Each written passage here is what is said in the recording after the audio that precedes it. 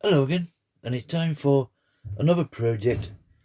Today we're going to use the scroll saw to cut out these lovebirds on the branch here, as you can see, set inside a nice art. It's that time of the year now, February time, 14th, coming up. So if you don't want to buy your partner some flowers or chocolates, that's going to be just gone in within a day or two. Make yourself a nice little project like this and she'll love you forevermore, I'm sure. For me on this one, we're going to cut out all the white sections, basically leaving all the silhouetted area, and then we will cut out another art, just slightly bigger than this one, and then stick that to it. And then before that, I think we're going to paint the back, maybe red, orange, yellow, to give some kind of sunset scene. We'll see how this progresses as we go along. So it's 3.6mm plywood. I'll just get this from my local DIY store, and the backer would be 5.5mm. Or I have a 12 there, might just be a little bit too thick. But we'll focus on cutting it out first, and then we're going to decide what kind of backer we need later on. Now for cutting out purposes, I'm going to use a spiral blade for me. I just prefer spiral blades. The teeth are spiraled all the way around the blade, like so there. And they will cut in any direction. So you could literally just drill your pilot hole, feed your blade in, and you could feed that round here without moving that wood at all.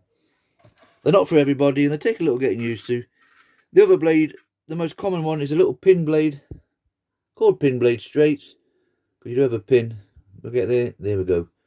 At both ends. They come on your more basic saws. And remember with your blades, they want to feel smooth on the way down, rough on the way up. That way you know you've got your teeth in the right direction. And you could certainly use it on this one. As long as you drill a big enough pilot hole for those pin heads there to get into the holes, and you'd manage on all this section if that's your preference. More delicate, more tighter areas where you won't get in with a pin blade, they do a pinless blade, and obviously these are on your more expensive saws. These are really delicate, nothing on the end there you can see, and they just have clamps on your saw at the top and at the bottom. They'd be perfect for this kind of project. If you had a really small area like that one there for instance, you'll get in there with a pinless blade, no problem. Where with the pin blade, I've just noticed you will struggle to get in with that. Maybe just to say get in sideways on. So you find a blade that suits you. For me personally, Olson number 4 spiral today. Unfortunately with my scroll saw, it only takes pin blades, so I have to use these adapter clamps, top and bottom. So if you're going to go out and buy a scroll saw, try and get one that takes pinless blades. It will save you a lot of trouble. Now normally I use carbon paper and I would draw around this, and then that would be just as easy, take a couple of minutes. But on most of your scroll saw projects, they tend to stick it to the wood, to the plywood, whatever wood you're going to use. So for me, painter's tape, we'll line the full piece with that, and then we'll spray on some glue, stay there, bit of spray on, and literally just stick that to it. We'll drill our little pilot holes in. I try and make the hole as big as you can. It just makes it a lot easier for feeding the blade. Some prefer a little small hole, but if you get a decent size hole with your drill, it's just a lot easier for feeding in. So we'll line it all first, put our spray on, stick that down, drill our pilot holes, and then we'll literally be ready for cutting this one out.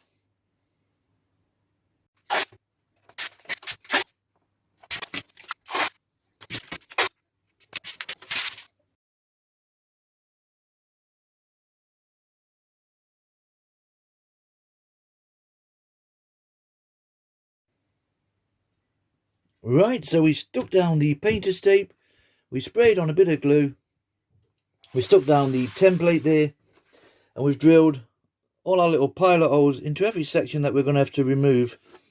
Now, I normally use a hand drill for this one, but I've loaned it off to a friend of mine, so I just used whatever we could find. It's actually an engraving carving bit, but it's enough. And then do your flexi cable just to get those holes in, and that'll do for us. Okay, so that's all ready now. We're just going to cut it out with our Olson number 4 spiral blade. Okay, let's start cutting this one out. Right, you can see from that we've cut a couple out just to see how it went, and everything's fine. So we've set it up again through one of those pilot holes that we drilled out, remember. We've took up the tension.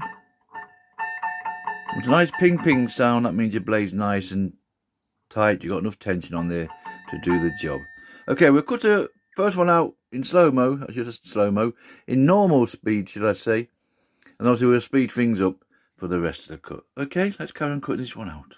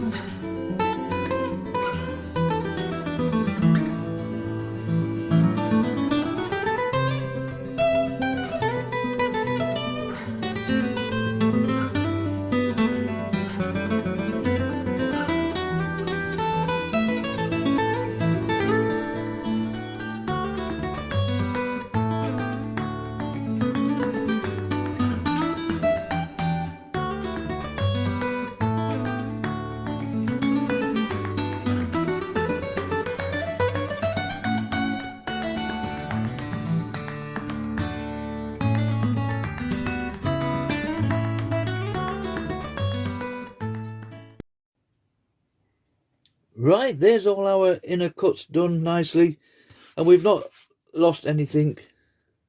Now all we have left on this section is to cut out the actual art itself, and then we'll give it a little sanding up at the back, just a little bit of sandpaper, just to go around those edges gently, and just take away all those loose sections. It doesn't take a matter of minutes really to do it. You get a little file. I just prefer to use a little sandpaper. I'll roll it up into a little tube, and that will just let us get in there nicely, just to basically sand that up. And when you come to your final project, you can have it that way. Obviously, I want to stick to the original way, which is that way. But for now, we'll cut out the art itself, and then we'll work out, do we want the 5.5mm backer or the 12mm? Let's cut it out first.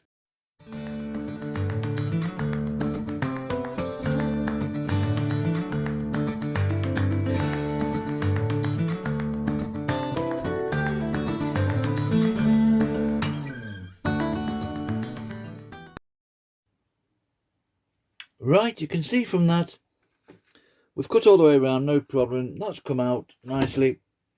So now, before we work out what size backer we're going to need, I'm just going to pull off all the tape, just nice and gently off the edge here. Basically, when it's all pulled off, it will look identical to that size, obviously. So just take your time. Don't get too carried away and think, oh, let's get this pulled off. Remember, we've got those little delicate leaves to sort out.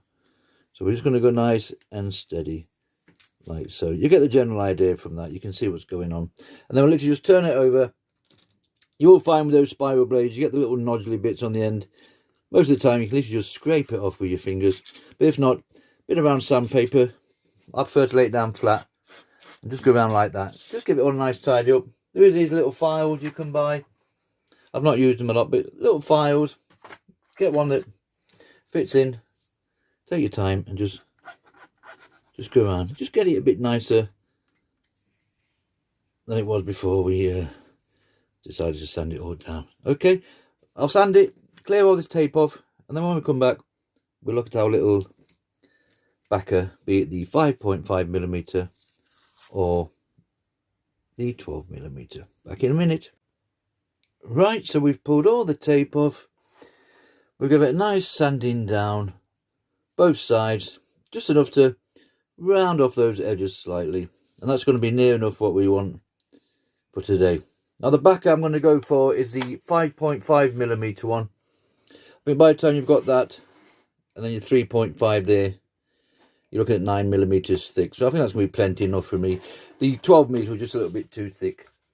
I think a 6+ might be nicer, but anyways, so now we're just going to cut out the same kind of heart shape, slightly a little bit bigger. Now the way we measure this is literally just to get yourself a little washer. Obviously the bigger the washer, the distance from there to there will be the wider the art, if that makes sense. And I've tried a couple of bigger ones on a bit of scrap, and I've decided to go for this one here. I think this will be plenty enough for us. I've actually been known to use the end of one of the sanding drums.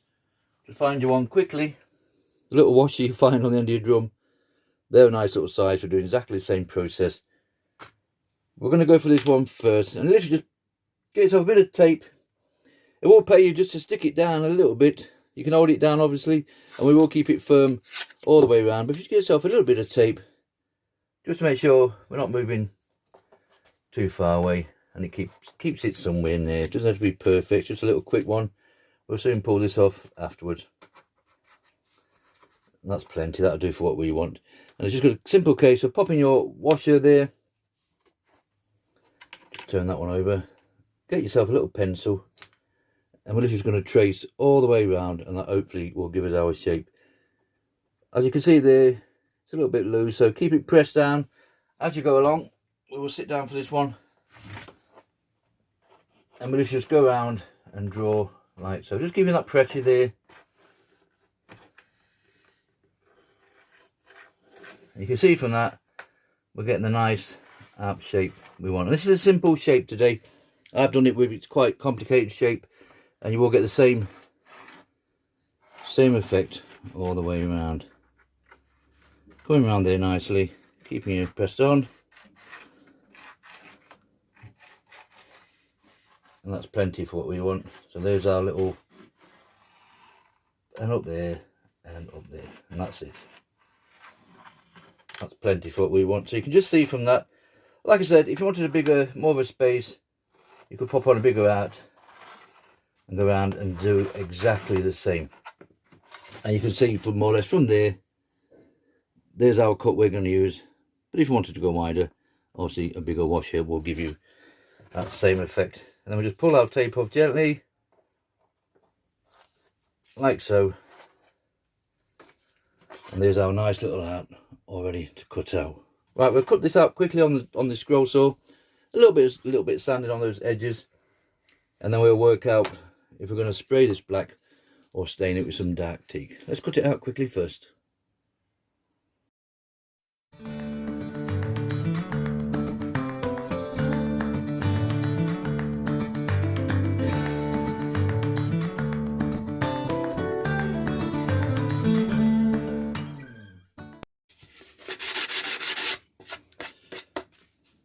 Right, so we cut it out on the scroll saw, and we've used sandpaper just to take those little edges off, and we've just rounded off the front section just slightly, just enough so it's not as sharp as it was before.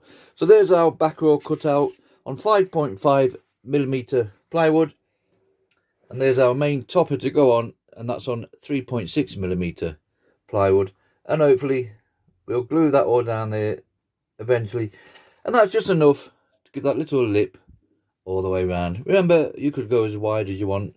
You could actually cut it so it's the same as that, so you have no lip on at all. Imagine it being like that section there, but I do think it looks better just having that little bit of a lip on there. Right, for colouring wise, we're going to use a dark teak wood stain there for the topper itself, so the silhouette side of things really stands out nicely. You could spray that just as easy with black paint, no problem whatsoever. But I do have a little bit left in there. This one seems to have lasted forever. Now on the back section here, I'm going to get the paints out, and we're just going to paint a bit of red, orange and yellow to give some kind of sunset. I'm not a painter by any stretch of the imagination, and if it don't work out, we will flip it over and just put it onto there. So let's do the staining side of things first. So we'll keep that out of the way. We don't want nothing dripping off that. Dark teak, remember, and it's just a case again of brush. The good thing about this, it does spread well, so you can just put it on like that and just let it soak through, getting all those side walls, remember. Now it looks quite dark when you first put it on, but as it dries and soaks in, it will lighten up slowly. Remember, we want to get those side bits done as well. So I'll throw this on quickly. Once it's all on, give it a little wipe down. And we'll give it a little while to dry, and then we'll get the paints out and see what kind of mess we can make of the backer. Okay, I'll come back when it's all nicely covered. Right, there's all our top template section, should we say.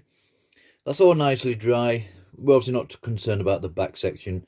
We're not going to see that. We're going to glue it all down.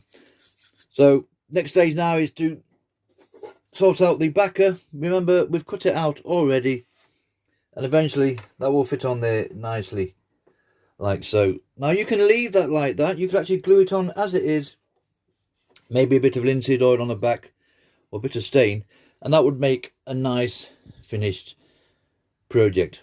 But I'm going to put some paint on this backer just to make it a bit different than everybody else's. Now the idea for me is to do some kind of I'm going to call it sunset. It's basically just a red, orange and yellow, and we're going to try and blend them in. Now I've done a sample here, if you can see, a little bit too much red on this one. We'll sort that out eventually. Now that top section is acrylic paint, just Crawford and black I like to use. Now the back one, that was painted with Painter's Touch. So I'll just have a bit of trial and error to see which one's the best. And I think the acrylic paints are going to go a bit better on this one. One, because it just soaks in and it still allows you to see. Just get it in focus. You can still see the plywood coming through, and I prefer that. That one's just a little bit too thick for me. So we're going to go with acrylic paints. We're going to paint this full section, bar a little frame around the end. In fact, I've already marked it off just went around roughly with a pencil. I'm going to take that off to be sure. So I want to mask off that area, and we only want to paint the middle section. So when we stick our template down, that would all be painted nicely in the middle, and then we're just going to put a bit of linseed oil or stain on that end section. So I don't really want any paint on there. Originally I was going to paint the whole piece and let the paint do the side bits as well, but we're just going to do that a slightly different colour, just to make more work for ourselves. Right, let's go indoors. It's raining today. It's pitter-pattering on the shed roof. I can hear it. And we'll go and put our acrylic paints on. If it don't work out so good, we'll simply put it down as trial and error, flick it over, and we can use that side if we wanted to. Okay, let's go and paint it.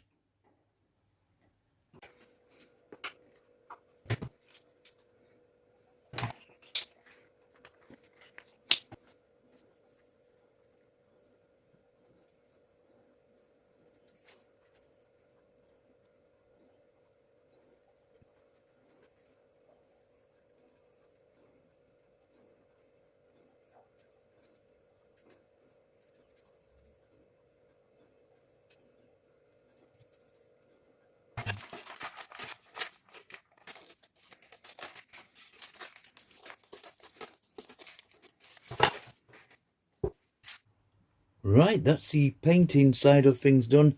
And for my first attempt, I think that's definitely near enough for what we want. You don't get the actual true colours with the light from the camera phone and stuff, so hopefully towards the end, once we've sprayed and stuff, you will get a better idea of what it looks like. Now remember, we taped off all the framework, so I just want to put a bit of stain on that. We use dark teak for the main template. I'm just going to use a light teak just to finish that edge off, and it should be, we can do the back at the same time. So a little bit there. Now it does spread well, so you want to be a bit careful. Just put a little bit on, and basically just like so. A little bit goes a long way. It's subtle, it's just enough to say we've took off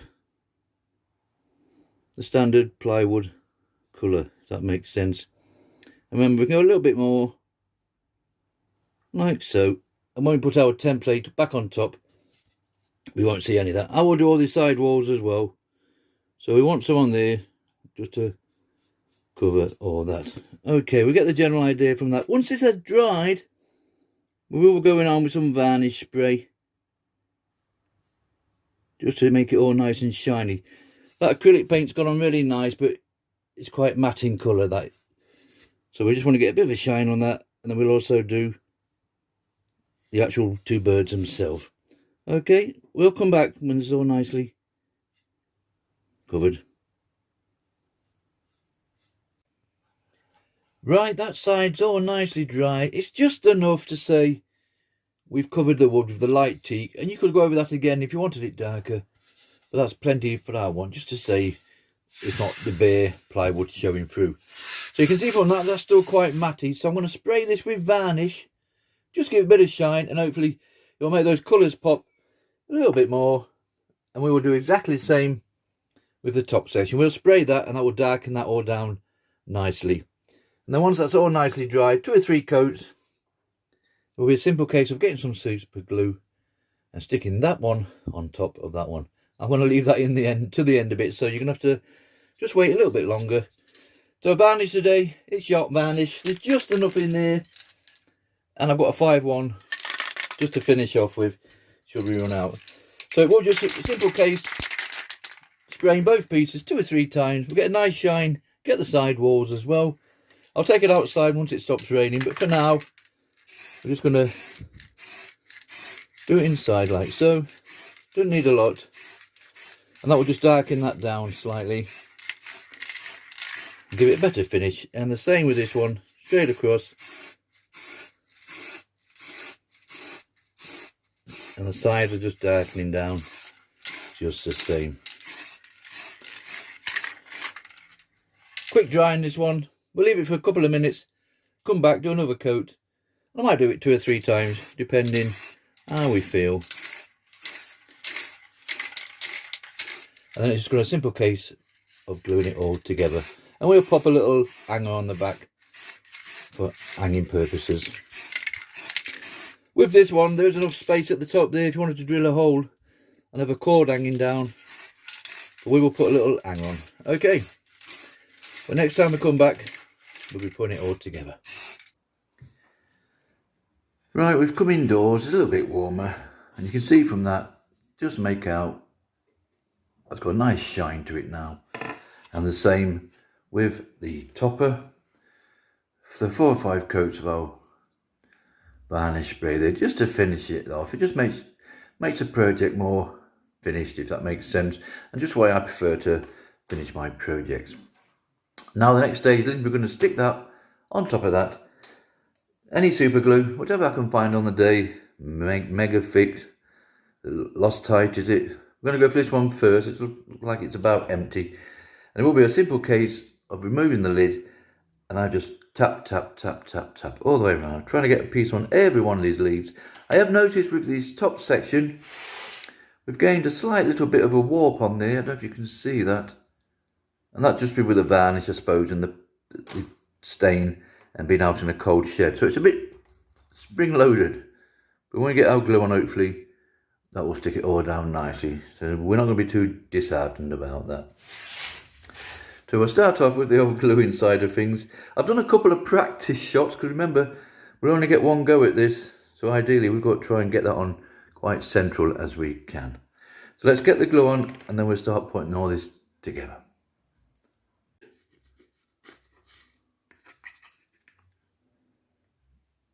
Right, that'll do us. Let's pop it on, see what we can come up with.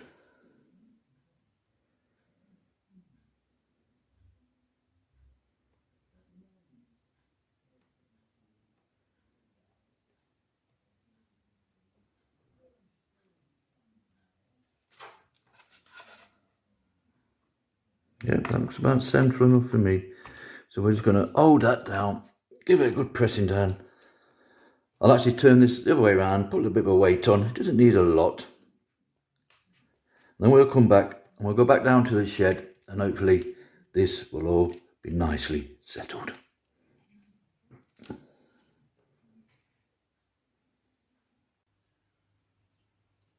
Right, that's it. This little project is finished. Now that all stuck down nicely. We had no problems with that. We've got a nice little shine going down there, as you can see. And for me personally, that just finishes the project off. I'm quite happy with the little painting at the back there. Maybe next time, a bit more yellow, coming slightly higher up, but it is what it is. And I've done the outside shot just so you can see, hopefully under natural light, the better colour. Remember, these are indoor pieces because of the plywood. And that's it. We are basically finished. So it measures in at 11 inches by 12 inches across. We cut it out on a scroll saw with our Olson number 4 spiral blade. Then we painted it with just cheap acrylic paint. And then we use the dark stain and a light stain teak for the main piece at the top. And that little section, remember, going around the edge. And then we sprayed it all with a little yacht varnish just to finish it off. And for hanging purposes, just a simple hook on the back is all you need. There is room there should you wanted to drill. You could quite happily put a cord on there just to hang it up with at the same. And that's it. This little project is finished. And remember, we cut it out on 5.5mm plywood and 3.6mm plywood. And for plywood, I'm quite happy with the end result. Lovebirds sitting on a perch there, cut out on a scroll saw. Thank you very much for watching.